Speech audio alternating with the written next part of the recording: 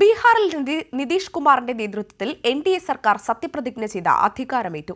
രാജ്ഭവനിൽ നടന്ന ചടങ്ങിൽ നിതീഷ് കുമാറിനൊപ്പം 2 ഉപമുഖ്യമന്ത്രിമാരും 6 മന്ത്രിമാരും സത്യപ്രതിജ്ഞ ചെയ്തു.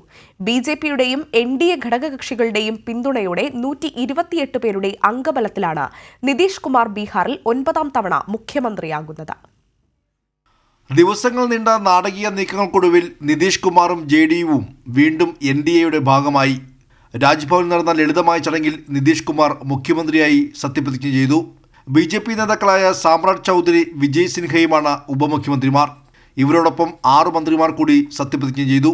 78 സീറ്റുള്ള BJPയുടെയും 4 സീറ്റുള്ള ഹിന്ദുസ്ഥാനി അവാൻ മോർച്ചയുടെയും 1 സ്വതന്ത്രന്റെയും പിന്തുണയോടെ 128 പേരുടെ അംഗബലത്തിലാണ് 45 സീറ്റുള്ള JDUവിന്റെ പുതിയ NDA സർക്കാർ.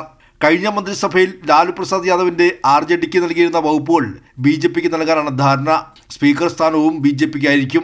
ഇന്ത്യ മുന്നണി പ്രതീക്ഷിക്കത്തെ പ്രവർത്തിച്ചില്ലെന്നും മഹാസഖ്യത്തിലെ സ്ഥിതി മോശമാണെന്നുമായിരുന്നു മഹാസഖ്യവുമായുള്ള ബന്ധം ഏർപ്പെടുത്തിയ ശേഷം നിതീഷ് കുമാറിന്റെ പ്രതികരണം.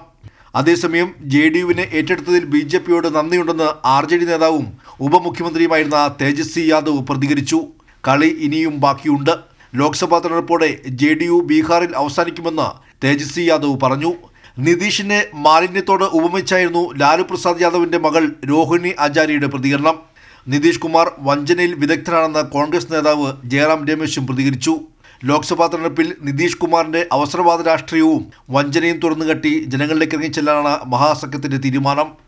കൈരളി ന്യൂസ്, ദില്ലി.